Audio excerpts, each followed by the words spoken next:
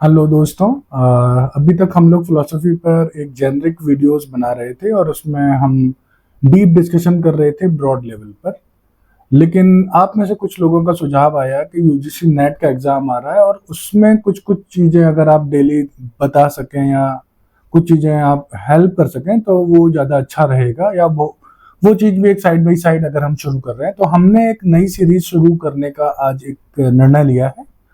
और उसमें देखो मिक्स चलेगा। जैसे यूजीसी नेट एग्जाम को अप्रोच कैसे करें, किसी भी एग्जाम को अप्रोच कैसे करें, क्योंकि ये कम्पिटिटिव एग्जाम है। इसका फिलोसफी से उस तरह का रिलेशनशिप नहीं है कि आप डीप जाके बहुत गहरे से किसी भी चीज को एनालाइज करेंगे। एनालिसिस का पार्ट इसमें बहुत कम है। इसमें पार्ट है फैक्चुअल इंफॉर्मेशन का और आपकी स्मार्टनेस का कि how you are attempting a question. तो क्वेश्चन को समझना, उसमें नॉट है, यस है, नॉट नहीं है, इन सारी चीज़ों पर ध्यान देना। 4 ऑब्जेक्टिव टाइप आंसर हैं। उन 4 ऑब्जेक्टिव टाइप आंसर में से कौन सा आंसर ऐसा है जो सबसे करीबी आंसर है, जो बेस्ट सुटेबल आंसर है, उस सब पर फोकस करते हुए इसको उत्तर करना। तो मैंने सोचा कि हम क्यों ना कोई एक शुरुआत करें। ज़्यादा नहीं, एक एक दो दो क्वेश्चन को लें और उसको समझने की कोशिश करें कि हाँ, इस क्वेश्चन का आंसर किस तरह से करना चाहिए। तो जिससे कि आप लोग जो अभी नए हैं फिलोसफी में और नेट या यूजीसी से जूझ रहे हैं, मैंने 2013 में यूजीसी जेआरएफ निकाला था। उसके बाद से तो मैंने बीच में कुछ लोगों को गाइडेंस दी थी 2020 में। तो उस समय पे एक सीरीज चलाई थी जिसमें मैंने, उसमें पूरी कोचिंग नहीं थी लेकिन एक सीरीज थी जिसमें मैं यह बताता था कि आपको यूजीसी नेट का एग्जाम किस तरह से अप्रोच करना है। अब क्योंकि कम्पिटिटिव एग्जाम में उत्तर देने से ज़्यादा महत्वपूर्ण हो जाता है कि आप क्वेश्चन को कैसे समझ रहे हैं। और जो पूरी फिलोसफी का इतना लंबा चौड़ा कोर्स है यूजीसी नेट में, ऑलमोस्ट जो भी पॉसिबल चीज़ें हैं वो सारी चीज़ उन्होंने सिलेबस में डाली हुई हैं। तो ऐसे में हमें थोड़ा स्ट्रेटेजी बनानी होती है कि हम कम समय में ज़्यादा से ज़्यादा हम एग्जाम ओरिएंटेड पढ़ाई किस तरह से कर सके। तो उस पॉइंट ऑफ व्यू से मैंने एक कोर्स चलाया था 2020 में। अभी पिछले 3-4 सालों से मैं कोई डायरेक्टली यूजीसी नेट पे कोई काम नहीं किया है, लेकिन मैंने सोचा है कि अब हम, क्योंकि किसी भी कॉम्पिटिटिव एग्जाम की जो होती है वो होती है प्रीवियस ईयर के क्वेश्चन पेपर। क्वेश्चंस जो आ रहे हैं वो हमें एक हिंट देते हैं कि हम किस दिशा में हमें अपनी पढ़ाई करनी है, कितनी करनी है, कितनी नहीं करनी है, क्या पढ़ना है, क्या छोड़ देना है। इन सारी चीज़ों को लेकर आपको आपके जो रामबाण है वो प्रीवियस ईयर क्वेश्चन पेपर्स हैं। पहली चीज़ तो ये। अब ये दूसरा पॉइंट ये आता है कि ओल्ड क्वेश्चन पेपर को करना क्या है उनके साथ हमें। क्या वो हमें सॉल्व कर लेने हैं या उनके आंसर रट लेने हैं या क्या करना है हमें। तो मेरी सलाह ये रहेगी, जिस तरह से मैं अप्रोच करता हूँ उसमें ना तो आपको उनके आंसर रट लेने हैं, ना आपको उनको सॉल्व करना है। आपको करना ये चाहिए कि आप कम से कम लास्ट 10 ईयर्स के क्वेश्चन पेपर उठाएं और उन क्वेश्चन पेपर्स में से उन टॉपिक्स को फिलोसोफर वाइज अगर उठा लेंगे तो वो बहुत अच्छा रहेगा। अगर कोई ऐसी बुक आ रही है जहाँ पे एक फिलोसोफर से क्या क्या क्वेश्चन पूछे गए हैं उस हिसाब से अगर दिए हैं क्वेश्चन, तो वो बहुत हेल्पफुल होने वाली है आपके लिए। उस बुक को आप परचेज कर लें और कमेंट बॉक्स में मुझे भी सजेस्ट करें अगर कोई ऐसी बुक आ रही है जिसमें क्वेश्चंस को फिलोसोफर वाइज दिया है, ईयर वाइज नहीं दिया है। मेरे ख्याल से ये बात क्लियर हो रही होगी कि जैसे 2024 में एक तो ये है कि फिलोसफी के सारे क्वेश्चन हैं और 2023 में भी सारे क्वेश्चन हैं, 22 में भी हैं, 21 में भी हैं, 20 में भी, ऐसे बैकवर्ड्स सारे क्वेश्चन अलग अलग एक क्वेश्चन पेपर वाइज है। दूसरा, एक फिलोसोफर से इन सारे ईयर्स में क्या क्वेश्चन आए हैं उस तरह से अगर किसी ने ऑर्गेनाइज किया हो, क्योंकि यूपीएससी में इस तरह की क्वेश्चन बैंक्स आती हैं। तो यूजीसी नेट के लिए अगर आती है तो वो बहुत बहुत आपके लिए वैल्यूएबल हो जाएगी। अब हम आते हैं कि क्यों वो वैल्यूएबल हो जाएगी। क्योंकि एक फिलोसोफर से अगर आपको ये पता चल जाए कि पिछले 5 से 7 सालों में क्या क्वेश्चन आए हैं, तो आपको ये पता चल जाएगा कि उस फिलोसोफर से आपको कौन से कॉन्सेप्ट्स को पढ़ना है बहुत अच्छे से, जो लगभग हर साल आ रहा है। तो वहां से आपको सीधे सीधे हिंट मिल जाएगी। आपको उनके आंसर नहीं रटने हैं, आपको वो टॉपिक समझना है जहां से वो क्वेश्चन पूछा गया, और उस टॉपिक को अच्छे से समझ कर फिर आप चाहें तो आप सॉल्व कर सकते हैं प्रीवियस ईयर क्वेश्चन पेपर। लेकिन शुरू में सॉल्व नहीं करना है, शुरू में सिर्फ हिंट लेनी है कि किसी एक फिलोसोफर को पढ़ने के लिए मुझे कौन कौन से कॉन्सेप्ट तैयार करने हैं। तो अगर आप इस तरह से चलेंगे तो आपको पता चलेगा कि हर फिलोसोफर से ज्यादातर कॉम्पिटिटिव एग्जाम में, चाहे वो यूपीएससी हो चाहे यूजीसी नेट हो, वहां पर 2 या 3 क्वेश्चन मेन होते हैं जो उनके कॉन्सेप्ट्स होते हैं। उन्हीं को हर बार लैंग्वेज बदल के, थोड़ा आगे करके थोड़ा पीछे करके वही क्वेश्चन पूछे जाते हैं, क्योंकि वो कोर होते हैं उस फिलोसफी के। और कुछ क्वेश्चन ऐसे होते हैं जो ट्रिकी क्वेश्चन होते हैं, जहां पर उस फिलोसोफर को समझना या उसमें एक कॉम्प्लेक्सिटी होती है, जहां पर गलती करने की संभावना होती है। उन क्वेश्चंस को भी यूजीसी, एनटीए, यूपीएससी लगातार पूछती है। तो आपको उन कॉन्सेप्ट्स को, उन ट्रिकीनेस पर फोकस करना है जब आप तैयारी कर रहे हैं। तो ये तो है स्ट्रेटेजी या अप्रोच कि आपको कैसे तैयारी शुरू करनी है। अब ये वाली चीज मैं बार बार शायद बीच बीच में कुछ कुछ क्वेश्चन सॉल्व करते समय और भी चीजें मैं अपने एक्सपीरियंस से या जो मुझे समझ में आई है मैं उनको शेयर करता रहूंगा। आज के लिए मैं सोच रहा हूँ कम से कम 2 से 3 क्वेश्चन अगर हम कर लें कि नेट के, और मैं फर्स्ट पेपर पे फोकस नहीं करूंगा, मेरा फोकस रहेगा वो रहेगा सेकंड पेपर पे जिसमें कोर फिलोसफी। अच्छा, एक चीज और है जो मुझे लगता है फिलोसफी के स्टूडेंट्स को ध्यान में रखनी चाहिए, वो ये है कि आप इंग्लिश की टर्म्स भी जितना संभव हो उतना जान के चलें, और खास करके वेस्टर्न फिलोसफी में। इंडियन फिलोसफी में तो संस्कृत से टर्म्स आएंगी मोस्टली, तो वो आपको हिंदी में ज़्यादा बेहतर है। लेकिन जब आप वेस्टर्न फिलोसफी कर रहे हैं या वेस्टर्न फिलोसफी पढ़ रहे हैं, तो आपको इस चीज़ का ध्यान रखना है कि जो टर्म्स हिंदी में हैं उनकी इंग्लिश टर्म्स भी एक बार हमें पता हो। उसका रीज़न ये है कि जो भी जितने भी सेंट्रल एग्जाम्स बनते हैं वो पहले इंग्लिश में ही बनते हैं और फिर उनका ट्रांसलेशन होता है। और फिलोसफी की बहुत सारी टर्म्स ऐसी हैं जो ऐसे ट्रांसलेटर के पास चली जाती हैं जो फिलोसफी का नहीं होता है बाय ट्रेनिंग। तो ऐसे में वो एक सामान्य अर्थ हिंदी के कर देते हैं। तो उससे क्या होता है कि हिंदी का ट्रांसलेशन कुछ और ही होता है, जबकि हिंदी की किताबों में कुछ और अर्थ या कुछ और शब्द का प्रयोग हो रहा होता है, जिससे बच्चे स्टूडेंट्स कंफ्यूज हो जाते हैं। तो हमें यहाँ पे ये ध्यान रखना है कि हमें ज़्यादा से ज़्यादा इंग्लिश की टर्म्स भी पता होने चाहिए, और इंग्लिश में हमें जब भी डाउट हो किसी शब्द को समझने में, तो इंग्लिश वाली टर्म को, इंग्लिश वाली ट्रांसलेशन को हमें देखना है। उससे हमारे कम से कम 5 से 6 क्वेश्चन ऐसे हैं जो सही या गलत उस चीज़ पर निर्भर करते हैं कि आपने इंग्लिश में उस चीज़ को समझ पाए या नहीं समझ पाए। तो ये प्रयास जो लोग कर सकते हैं उनको जरूर करना चाहिए, इससे 4-5 क्वेश्चन का नेचुरली फायदा होगा। ये है, अब हम जो ये पेपर है ये शायद सितंबर 2024 का है, और इसमें अच्छा यहाँ से फिलोसफी का पेपर शुरू हो रहा है। Arrange the following in ascending order of certainty in accordance with locks view of knowledge.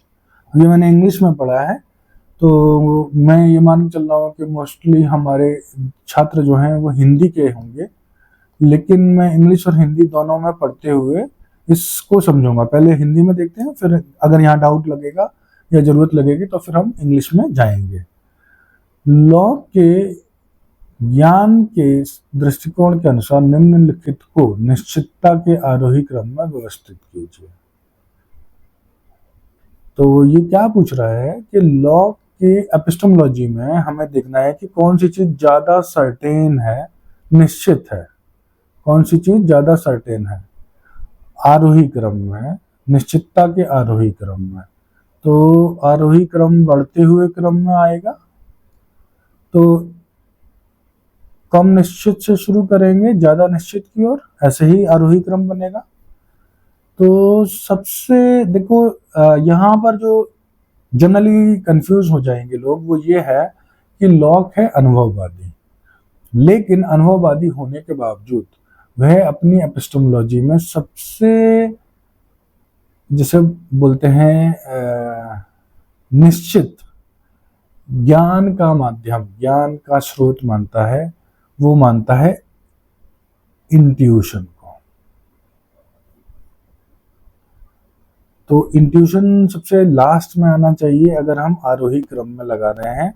तो यहाँ पे ऑप्शन ये है, नेचुरल साइंस ए हो गया जो सबसे कम होगा, नो बी होना चाहिए, इंद्रिय जन्य ज्ञान, natural sciences, निगमन, Antahpragya. Natural sciences, इंद्रिय ज्ञान, निगमन या निदर्शन, अंतःप्रज्ञा।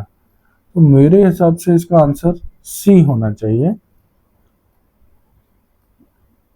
इसका आंसर हम चेक करेंगे।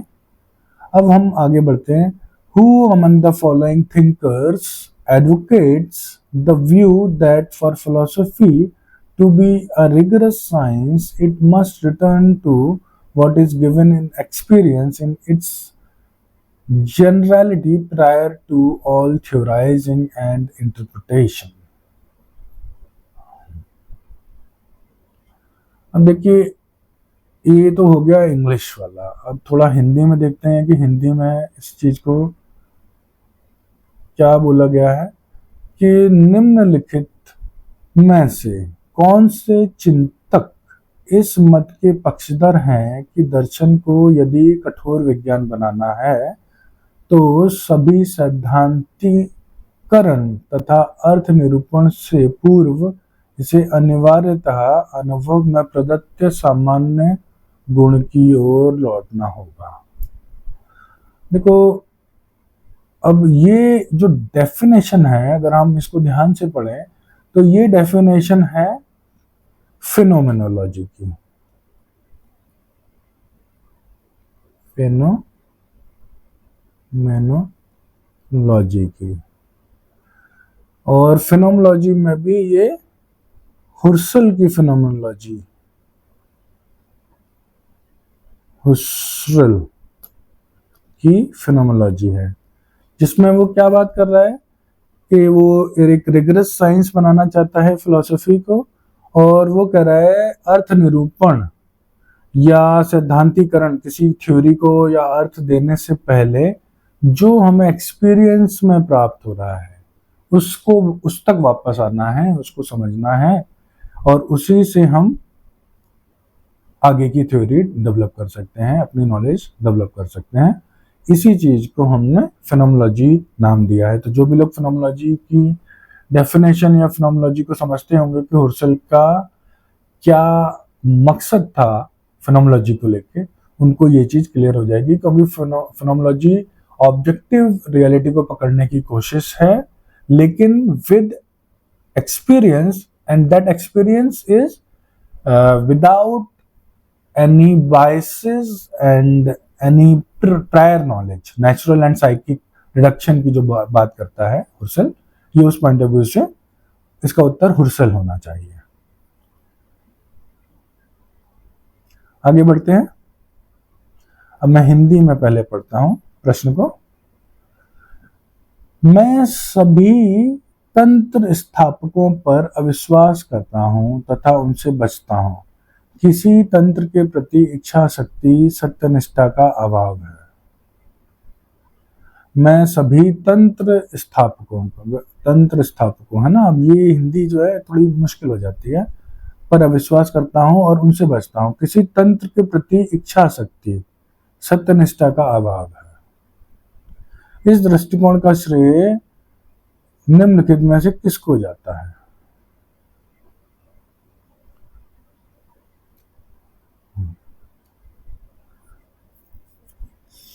इंग्लिश में एक बार देख लेते हैं ताकि हम ज्यादा बेहतर डिसीजन ले पाए। I mistrust all systemizers and avoid them. The will to a system is a lack of integrity. अब देखो, ये तो सही है कि भाई किसी सिस्टम में जाना इनमें से कौन सा फिलोसफर पसंद करेगा, शायद कोई भी नहीं करेगा। ना तो ह्यूम करेगा, ह्यूम तो संदेहवादी है। डेकार्ट भी डाउट को यूज करता है, और सेल का डाउट। अब लेकिन इन चारों में से ये मैं एक गैस कर रहा हूँ, और ये इंटेलेक्चुअल गैस है, देखते हैं सही होता है या नहीं।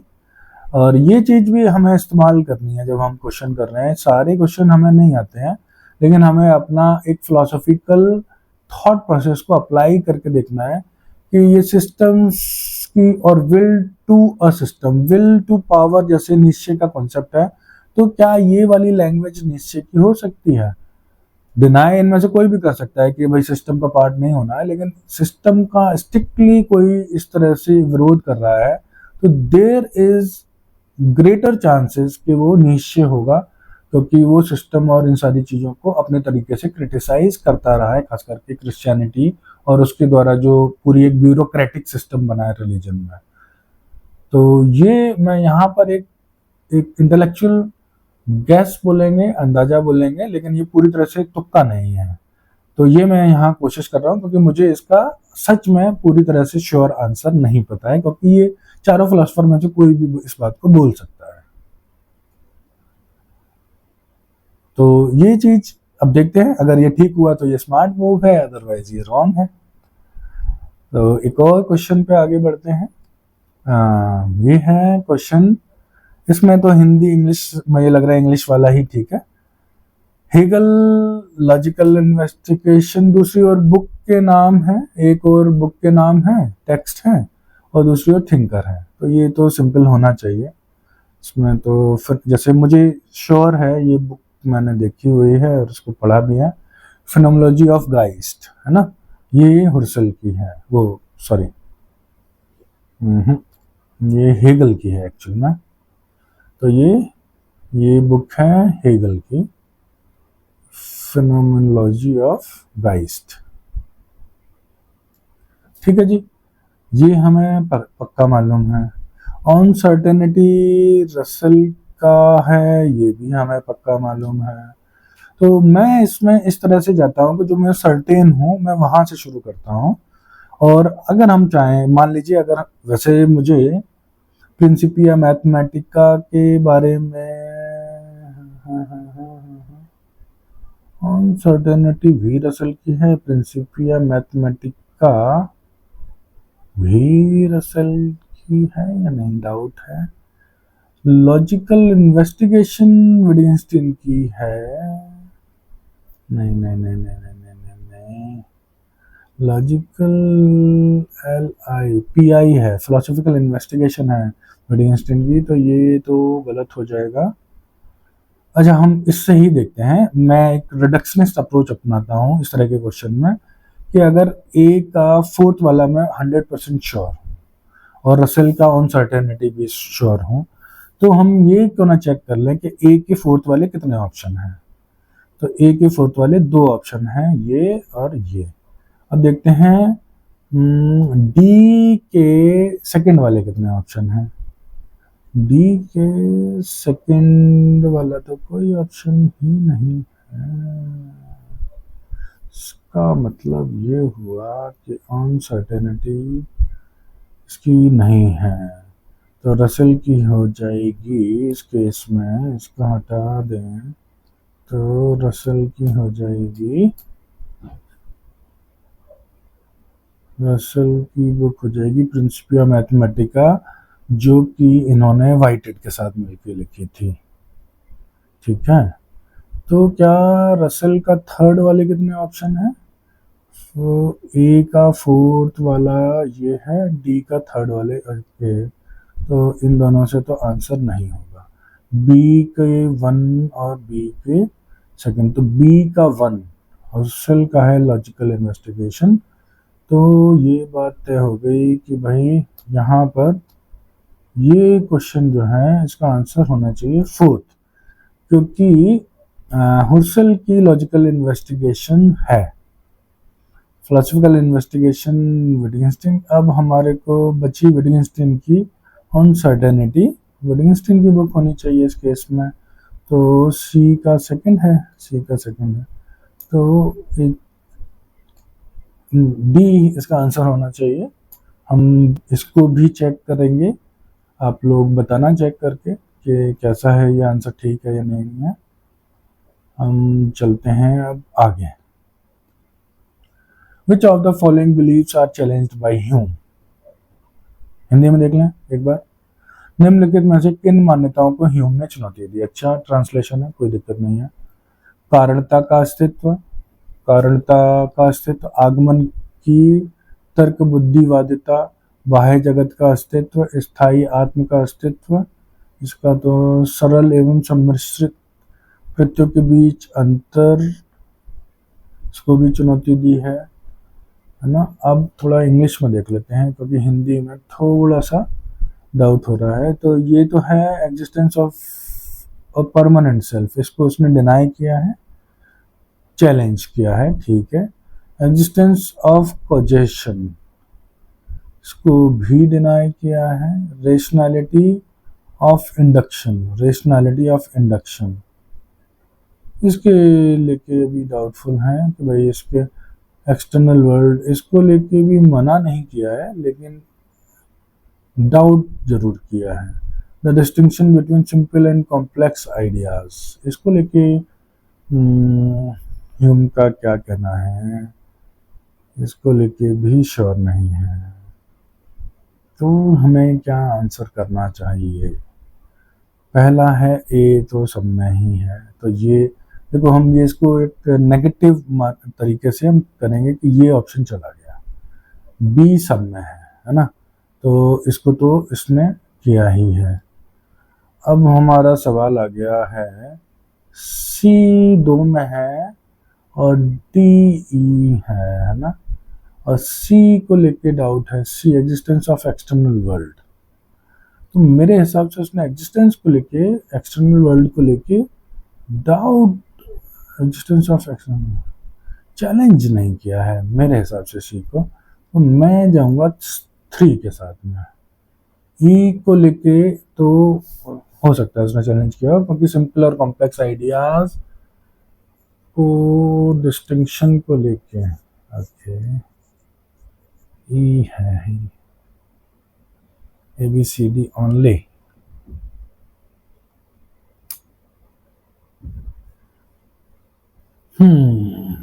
चलिए आगे बढ़ते हैं। आज के लिए हमने 5 क्वेश्चन लगभग कर लिए होंगे। आज हम इतना ही करते हैं और फिर हम देखेंगे कि आगे हमें कौन से क्वेश्चन और करने हैं। तो ठीक है दोस्तों, नमस्कार। और इस जो भी हमने आज किया है उस पर आप अपना थोड़ा फीडबैक और अपनी राय रख देना कि भाई आपके लिए यूजफुल है ये वाला तरीका या नहीं है, या आप कोई नया तरीका चाहते हैं, चेंज चाहते हैं, इस तरह से मुझे इसको अप्रोच करना चाहिए तो आप बता देंगे तो एक अच्छा हो जाएगा, जिससे कि आप ही के लिए हो रहा है ये सारी चीज़ें, तो एक आइडिया बन जाएगा कि हाँ किस दिशा में जाने से आप लोगों को फायदा होगा। तो ठीक है, नमस्कार, फिर मिलेंगे नए विचार के साथ। धन्यवाद।